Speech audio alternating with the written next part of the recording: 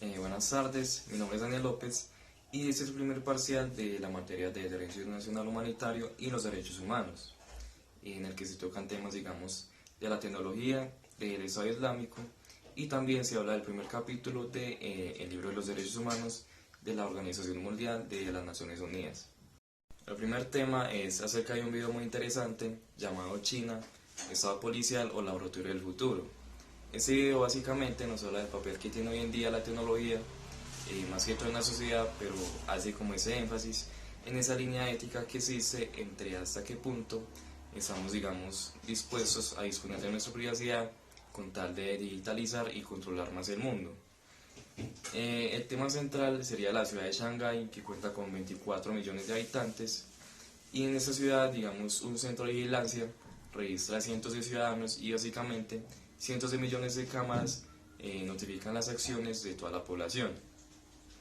Nadie se salva, se dice, ya que es un centro de vigilancia que registra a todos con algoritmos que detectan las situaciones automáticamente. Aparte pues de esa vigilancia constante, también cuentan con los datos de todo el mundo, entonces digamos que pueden identificar a cualquier persona en solo cuestiones de segundos. Y también nos hacen saber en el video que, digamos, esas tecnologías ya están llegando a otros países más desarrollados, sobre todo a Europa.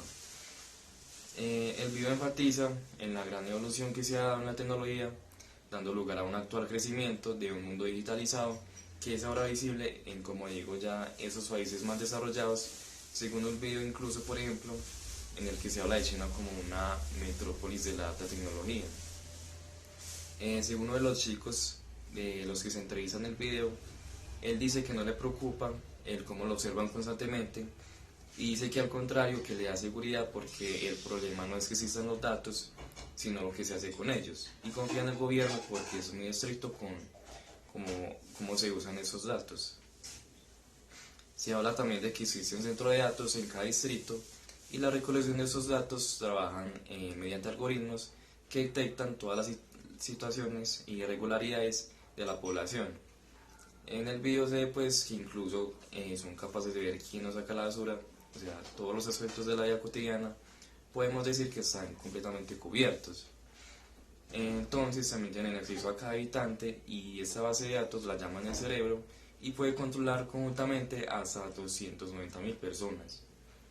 La recolección de los datos ya es de hecho un negocio que se ha vuelto muy rentable gracias a eso que estoy contando. Entonces grandes empresas han surgido y han ganado lugar en el mercado. Un ejemplo muy famoso es la de TikTok. La empresa ya se considera como la empresa emergente más valiosa del mundo. Esta aplicación también recolecta, digamos, datos personales en segundo plano y es capaz de aprender continuamente y por eso es como que sabe qué contenido recomendar. Gracias a eso también el gobierno ha podido censurar indirectamente el contenido que no le beneficia. Por ejemplo en TikTok, si da un ejemplo en el video de un chico que, digamos, hace como un camino para que los ciudadanos pasen sin ver vistos por la gran cantidad de cámaras que hay pues en toda la ciudad, ya que el objetivo del gobierno es lograr una cobertura total en los lugares públicos más importantes, por lo que él hace como esa comparación. El video se subió cuando todavía estaba el tema del coronavirus, entonces se habla de que China subordinó el control de los datos y su libertad, por decirlo así, de la circulación para la lucha en contra de este coronavirus. Entonces, pues en este caso, cierta parte de la población y este control de la privacidad fue aceptado por los ciudadanos. Incluso el chico del video que acabo de mencionar, que fue censurado por TikTok, dijo que es más que todo una ponderación ética, que es más importante la vida o la privacidad. Entonces, a pesar de criticar este nuevo uso de la tecnología, está de acuerdo por el control del tema del coronavirus. También se dice que se estableció un sistema de puntuaciones según las acciones que realizan las personas. Entonces, digamos, las negligencias y las buenas acciones restan y suman puntos. Por ejemplo, a quienes no pagan impuestos a tiempo, a quienes usan el transporte de bajas emisiones, quienes hacen deporte. Quien tenga como más puntos en esa escala tendrá más beneficios en la sociedad y será menos controlado a no representar pues como un peligro para el gobierno. Con esto quiere que se resulten las leyes y aseguran que los castigos incluso van a ser más severos con el tiempo. Aquí incluso se ve que es más evidente el control que ha puesto la tecnología en la sociedad. También se nos dice que ya un tercio de los habitantes se ha vinculado y hay una gran variedad de productos conectados para todas las áreas de la vida cotidiana. Esta tecnología ha tomado gran influencia también en Alemania, pero en este país se han presentado muchas protestas en contra de esa revolución tecnológica, más concretamente incluso sobre el tema del reconocimiento facial. Y hubo también una polémica con los celulares Xiaomi con respecto a los datos y la privacidad, puesto que los celulares estaban como tomando información personal sin pedir permiso y ni siquiera los usuarios se dan cuenta. Entonces ya en este país existe como cierto rechazo a lo que es esta revolución tecnológica. En una región al norte de China llamada Xinjiang, la vigilancia ya es totalmente estricta. Entonces en el tema de las visitas incluso se tenía que tomar aparte del reconocimiento facial la fecha, la hora y el motivo para que se autorizara la visita. En las calles hay policías por todas partes, equipados pues, con lectores de identificación y están armados. Y eso llevaban al punto de ponerle bolsas negras en la cabeza a las personas y llevársela a lo que según ellos eran campos pues, de concentración profesional, y se habla más de cerca de 1 millón de personas desaparecidas en estos campos, donde incluso las mujeres denuncian casos de violencia sexual. Entonces ya ese es un tema muy delicado y se habla de un genocidio progresivo que el gobierno niega. Y aparte de que esa tecnología también se usa para controlar a las minorías del país. Entonces ya lo que vemos aquí sí es una clara vulneración a los derechos humanos. Antes pues con lo de las cámaras en Shanghái pues es entendible que se restrinja la privacidad un poco porque la tecnología es una herramienta muy útil si se usa de manera correcta. Por ejemplo, como ya lo había dicho, se está usando para combatir el coronavirus. Entonces se puede decir que era un sistema que funcionaba con un buen propósito y funcionaba bien. Pero ese tema ya de la región de Xinjiang es completamente diferente porque se lleva a la gente a estos supuestos campos de formación profesional donde las mujeres ya denuncian casos de violencia sexual. Entonces, aparte pues que el tema ya de la tecnología es muy delicado y la vigilancia se está usando de manera discriminatoria contra ciertos grupos culturales de la región. Entonces ya es donde uno tiene que entrar a cuestionar varias circunstancias de hasta qué punto la tecnología invade el tema de, por ejemplo, la dignidad humana. El siguiente video es de VisualPolitik, que es un canal de la plataforma que ya es bastante reconocido por hacer videos de calidad sobre estos temas históricos y económicos. En este caso, habla del tema del Estado Islámico, o también llamado ISIS, que ha perdido ya casi todo su poder. Entonces, sus planes de convertirse en un país envuelto en la tiranía no se dieron por ciertas razones que más adelante se explican. Entonces, el origen fue en 2003, donde el ejército de los Estados Unidos invade este país de Irak y derrocan al dictador que lo había gobernado durante décadas, llamado Saddam Hussein. Entonces, fue una guerra muy rápida porque pasaron unos meses para meter a la cárcel a ese señor Saddam Hussein, pero el problema fue que Irak se quedó con un vacío de poder que ocupó una decena de señores llamados los señores de guerra. Entonces, esos señores, digamos, fueron ocupando varios territorios del país y eso se convirtió, digamos, en lo que llama un avispero, con todos esos territorios luchando entre ellos. Y el dueño de uno de esos territorios, llamado Abu Musab al-Zarqi, fue incluso considerado como el padre del Daesh. Y aunque murió en 2006, ya esa organización se había hecho un nombre muy grande y ya había tenido pues mucha fuerza. Entonces, ese Estado lo que hizo fue llevar a otro nivel el terrorismo, porque normalmente el objetivo del terrorismo y un grupo terrorista es, digamos, desestabilizar un país con ciertos atentados. Algunos grupos pueden estar asociados con un partido político, pero nunca aspiran a como invadir un territorio completo. En cambio, ese Estado Islámico organizaba ataques militares en los que invadía territorios nuevos y después imponían un orden social bastante claro, incluso a veces con un gobierno, con unos impuestos y hasta políticas sociales. Entonces, su principal mercancía era el petróleo y las obras de arte, obviamente moviendo pues el petróleo por lo que es el mercado negro, y llegaron como tal a punto de poder tener en la región, incluso llegaron a crear pues su propia ideología. Este es un país lleno de guerras territoriales del Estado Islámico, y en ese estado pues el Estado Islámico era lo único que parecía poner cierto orden, además de hacer promesas de construir bastantes hospitales, colegios y hacer promesas de que no le faltará nada a la población. Entonces eso es algo que explica por qué se expandieron tan rápido. Ya en 2014 se declaró un califato, que significa que un territorio es gobernado por un político religioso llamado califa, y ese ya contaba pues con un gran territorio para ese tiempo. Estos aspiraban a ser un estado, pero fuera de su territorio tenían, digamos, otra estructura, o sea, una organización sin jefes o jerarquías, que es como la regla general. Entonces sus atentados más que todo se basaban en lo que eran llamados lobos solitarios, que eran independientes. Entonces estos, al ser como tan efectivos, crearon un problema de seguridad mundial, además de que no solamente invertían, ellos solamente invertían en propaganda. Entonces, por ejemplo, sacaron un libro, o como una revista mejor dicho, llamada El David, que explicaba todo acerca de las técnicas de terrorismo. Entonces, gracias también a esa ideología, pues ya pasaron de poder llegar a un punto muy famoso. Entonces se unieron voluntariamente al Estado Islámico las mujeres y los menores de otros países más desarrollados, pero lamentablemente muchas terminaron como esclavas sexuales o fueron incluso asesinadas. Aunque su expansión parecía imparable, finalmente cayeron. Según explica pues el youtuber VisualPolitik, la clave de la prosperidad para un país son sus instituciones políticas, y el Estado Islámico tenía unas fuerzas, pero tenía unas finanzas terribles. Entonces, aunque se financiaba con el petróleo, era por el mercado negro, o sea que no tenía ni seguridad jurídica, política fiscal, no tenía finanzas, no tenían inversiones y que eran sectores económicos. Entonces necesitaban, digamos, inversores y gente que trabajara en el país, pero nadie estaba dispuesto por el inminente miedo que existía al participar en un estado tan peligroso como este. Entonces se dice que incluso llegaron a tener 3.000 millones de dólares en su poder, pero tampoco eso evitó que desapareciera el estado.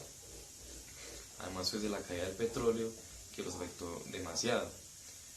Posteriormente se declararon en bancarrota y la oposición al ISIS creció, perdiendo un 64% de su población, y en 2019 ya Estados Unidos entró a su territorio y por fin derrotaron al país. El siguiente video es acerca de las mujeres en el Estado Islámico, que obviamente pues va de la mano con el video anterior, y en este documental se ven mujeres que vienen del extranjero, de todas partes del mundo, como ya había dicho, y es interesante y hasta triste ver cómo relatan sus situaciones y sobre todo sus problemas por las vulneraciones de los derechos humanos que existen en ese lugar. Entonces se dice en el video que durante años vivieron bajo la ley islámica, y muchas se sienten engañadas porque fueron en la búsqueda de un país que les diera como la libertad de practicar el Islam, su religión, y se encontraron como con una forma de práctica diferente, donde sí hace lo que el Estado quiere. Entonces como que claro, o sea, el Estado te da la libertad de hacer lo que quieras, pero siempre y cuando se haga de la manera que ellos digan. Entonces obviamente es una libertad que directamente no existe. Muchas quieren volver a sus países, pero ya no les es posible porque irían a prisión, pues porque ya obviamente están condenadas por rebeldía. Entonces las que se quedan son personas que no quieren ir a la cárcel, y por eso es que el video se llama prisión o muerte, ¿cierto? Entonces básicamente viven con este miedo y no pueden hablar de lo que les gusta, pero no tienen ninguna otra opción. Entonces lo que es en el video, como ya dije, es una muy clara vulneración a los derechos humanos.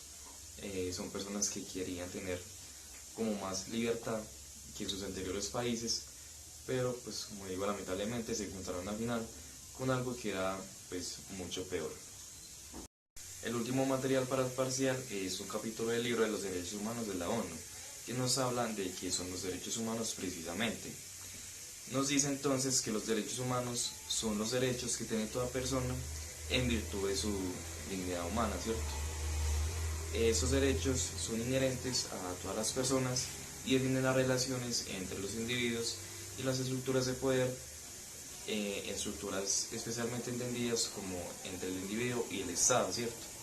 Estos delimitan el poder del Estado y al mismo tiempo exigen al Estado que adopte medidas positivas que garanticen condiciones en las que todas las personas puedan, digamos, disfrutar de sus derechos humanos, algo que vemos incluso en el curso, que es que la historia en los últimos 250 años ha sido moldeada por los esfuerzos realizados para crear precisamente esas condiciones que acabo de mencionar. Entonces, comenzando con la Revolución Francesa y la Americana a finales del siglo XVIII. La idea de los derechos humanos ha inspirado más de un movimiento revolucionario encaminada a dar pues ese poder efectivo a los ciudadanos sobre el control en el que se sustenta el poder, entonces en particular obviamente con los gobiernos. Los derechos humanos son la suma de los derechos individuales y colectivos establecidos en las constituciones nacionales y en el derecho internacional también. Entonces, esto hablando desde un punto de vista más jurídico, pues desde la Segunda Guerra Mundial, las Naciones Unidas han desempeñado un papel de primer orden en la definición y la promoción de los derechos humanos. Entonces, hoy en día representan el único sistema de valores universalmente reconocido y han sido también ratificados por la gran mayoría de los países alrededor del mundo. Entonces, los derechos humanos son múltiples y atañen a todos los aspectos de la vida. Por ejemplo, sean unos ejemplos de lo que es los derechos humanos en la esfera de los derechos civiles y políticos, como el derecho a la vida, el derecho a no sufrir torturas ni tratos o penas crueles, inhumanos o degradantes, el derecho a no ser sometido a la esclavitud, servidumbre o trabajos forzosos. También se habla del derecho a la libertad y seguridad de la persona, el derecho de las personas detenidas a ser tratadas humanamente, la libertad de circulación, el derecho a un juicio imparcial, la prohibición de las leyes penales retroactivas, el derecho al reconocimiento de la personalidad jurídica de cada persona, el derecho a la vida privada, la libertad de pensamiento, la libertad de conciencia y religión. Ya en la esfera de los derechos económicos, sociales y culturales, llamados también como derechos de una generación, serían los derechos como a trabajar, el derecho a tener condiciones de trabajo equitativas y satisfactorias, el derecho a fundar sindicatos y afiliarse a ellos, el derecho a la seguridad social, la protección de la familia. También estaría el derecho a un nivel de vida adecuado, incluidos los alimentos, el vestido, la vivienda y todo lo adecuado pues para la vida. El derecho a la salud, el derecho a la educación, la esfera de los derechos colectivos, ya estarían el derecho a los suelos y a la libre determinación de los pueblos, el derecho a su desarrollo, al libre uso de su riqueza y sus recursos naturales, a la paz, a un medio ambiente que sea saludable. Y el documento también, algo muy interesante es que nos da unos principios básicos de los derechos humanos, ¿cierto? Empieza con una frase diciéndonos que los derechos humanos no son ajenos a ninguna cultura y son naturales de todas las naciones. Entonces, se habla de que son universales porque están basados en la dignidad de todo ser humano, con independencia de la raza, del color, del sexo o de cualquier otro origen étnico, ya sea la nacionalidad, también la edad, la orientación sexual, la discapacidad o cualquier otra característica que sea distintiva. Entonces, estos son aceptados por todos los estados y los pueblos y se aplican de forma igual e indiscriminada a todas las personas y son los mismos para todas las personas en todos los lugares, en cualquier lugar del mundo. No obstante, siguen produciéndose también una diversidad de contextos de aseveraciones en los que los derechos humanos no son como digamos universales, como es el caso que suele ocurrir con las violaciones de los derechos humanos en contra de las mujeres, porque esas prácticas suelen digamos fundamentarse en estereotipos dañinos sobre el papel de la mujer en la sociedad. Entonces, la obligación de eliminar como esos perjuicios y estereotipos es obvia conforme al derecho internacional de los derechos humanos. Los derechos humanos, ya hablando más de los principios, son inalienables, entonces ninguna persona puede ser despojada de sus derechos humanos, salvo en circunstancias legales que son ya claramente definidas. Los derechos humanos son indivisibles e interdependientes, dado que cada derecho humano trae consigo otros derechos humanos y depende de ellos porque la violación de un derecho también afecta al ejercicio de los otros. Por ejemplo, el derecho a la vida presupone también la respeto al derecho a los alimentos y a un nivel de vida que sea adecuado. Entonces, negar el derecho a la educación básica puede influir en el acceso de una persona a la justicia y su participación en la vida pública. La protección y la promoción de los derechos económicos y sociales supone también la libertad de expresión, de reunión y asociación. Entonces, en consecuencia, tanto los derechos civiles, culturales y económicos con los sociales son, digamos, complementarios e igualmente indispensables para la dignidad y la integridad de toda persona, ¿cierto? Entonces, además, el respeto de todos los derechos es como un requisito fundamental para la paz y el desarrollo sostenible a lo que están pues obligados todos los estados.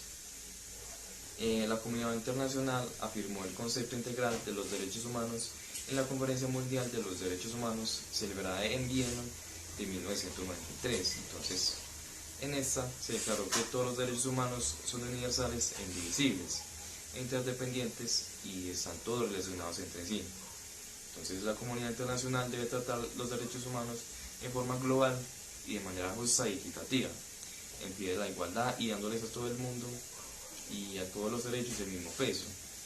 Debe tenerse en cuenta también que la importancia de las particularidades nacionales y regionales, así como de los diversos patrimonios históricos, culturales y religiosos, los estados tienen, digamos, ese deber, sean cuales sean sus sistemas políticos, económicos y culturales, de promover y proteger todos los derechos humanos y las libertades que sean fundamentales. El derecho a la igualdad y de la prohibición de la discriminación también es otro principio básico, puesto que algunas de las violaciones más graves de los derechos humanos se han derivado precisamente de la discriminación en contra de esos grupos concretos. Entonces, es como uno de esos pilares en los que se basan los derechos humanos. También se hace un énfasis en lo que es la diferencia, en que los hechos pueden justificar la diferencia entre las leyes, pero no toda, digamos, distinción como constituye una discriminación. Entonces, las distinciones tanto hecho como derecho, basadas siempre y cuando en criterios razonables y objetivos, pueden estar justificadas, digamos, en casos de que los gobiernos deben demostrar cualquier distinción que se les aplique, es necesario que sea realmente razonable y objetiva. Otro de los principios básicos sería el tema de los derechos humanos y la soberanía del Estado. Se inicia diciendo que la promoción y protección de todos los derechos humanos y libertades fundamentales deben ser considerados como un objetivo prioritario de las Naciones Unidas de conformidad con sus propósitos y sus principios, en particular el propósito de la cooperación internacional entre los estados. En otras épocas, de pronto, cuando los derechos humanos aún no se consideraban como un asunto interno de cada país, se impedía como la intromisión de otros estados y de la comunidad internacional, incluso en los casos más graves de violaciones de los derechos humanos, como por ejemplo el genocidio. Pero esto se puso en tela de juicio en el siglo XX por el tema de Alemania nazi y el tema pues obviamente de la Segunda Guerra Mundial, y posteriormente también por el fracaso de la comunidad internacional. Entonces, en la actualidad el concepto de soberanía como argumento que prohíbe la intromisión de otros países se ha visto reemplazado por el de la responsabilidad. Entonces, según es el cual se considera a los estados responsables del bienestar de sus propios pueblos. Entonces, por último, el capítulo nos habla de la democracia, derechos humanos y parlamentos. Entonces, se inicia diciendo que como ideal la democracia trata fundamentalmente de mantener y promover la dignidad y los derechos fundamentales del individuo, garantizar la justicia social, facilitar el desarrollo económico y social de la colectividad, reforzar la cohesión de la sociedad, impulsar la tranquilidad nacional y crear un clima propicio para la paz internacional. Entonces, como forma de gobierno, la democracia es, digamos, el mejor modo de conseguir esos objetivos y es también el único sistema político capaz de corregirse a sí mismo. Entonces, la democracia obviamente ha dejado de considerarse simplemente como un conjunto de normas de procedimiento para el ejercicio del poder político, y hoy en día ya es un conjunto, digamos, de los derechos humanos como una forma de preservar y de promover la dignidad de las personas. Entonces, aunque el concepto de democracia de pronto pueda diferir en algunos contextos que son diferentes, sus valores centrales siempre son y serán universales. Entonces, esos se encuentran consagrados en la Declaración Universal de los Derechos Humanos y en el Pacto Internacional de los Derechos Políticos y Civiles. Entonces, estos, digamos, que establecen derechos que toda democracia debería promover y proteger, en que las democracias deberían, digamos, basarse, ¿cierto? Están los derechos a la libertad de expresión, de asociación, de la reunión pacífica, el derecho a participar en asuntos públicos y en los procesos de adopción de decisiones, y los derechos del acceso a la justicia, de juicio imparcial y de reparaciones por las violaciones de los derechos humanos. Además, la existencia de instituciones sólidas y responsables junto con procesos de adopción de decisiones transparentes e inclusivas constituyen, digamos, un requisito para lograr un sistema eficaz y legítimo de gobernanza democrática que respete, digamos, los derechos humanos. El Parlamento, órgano soberano, pues constituido mediante elecciones periódicas por velar por el gobierno del pueblo, para el pueblo y por el pueblo, es por tanto una institución clave de la democracia. Este como órgano facultado para legislar y mantener las políticas y las medidas del Poder Ejecutivo bajo un, digamos, escrutinio restante, ¿cierto? El Parlamento también desempeña un papel fundamental en la promoción y la protección de los derechos humanos. Bueno, además, los parlamentos establecen que el marco jurídico que garantiza el Estado de Derecho es el pilar básico de la democracia y la protección de los derechos humanos. Por todos esos motivos, digamos que los parlamentos son fundamentales para la democracia y los derechos humanos. Por último, también se habla, pues, un tema muy interesante que es la responsabilidad de proteger. Entonces, el 16 de septiembre de 2005, los jefes de Estado y Gobierno, reunidos con motivo de la Cumbre Mundial en el 2005 en el marco de la Asamblea General, aprobaron por unanimidad los principios que conforman la responsabilidad de proteger. Entonces, en el documento final de la Cumbre Mundial se enfatiza en que cada Estado es responsable de proteger a su población del genocidio, los crímenes de guerra, la depuración étnica y los crímenes de lesa humanidad también. Entonces, eso conlleva obviamente con la prohibición de dichos crímenes o la incitación a su comisión mediante la adopción de medidas apropiadas y necesarias. En el documento final también se reafirma que la comunidad internacional debe alentar y ayudar a los estados a ejercer esta responsabilidad, ¿cierto?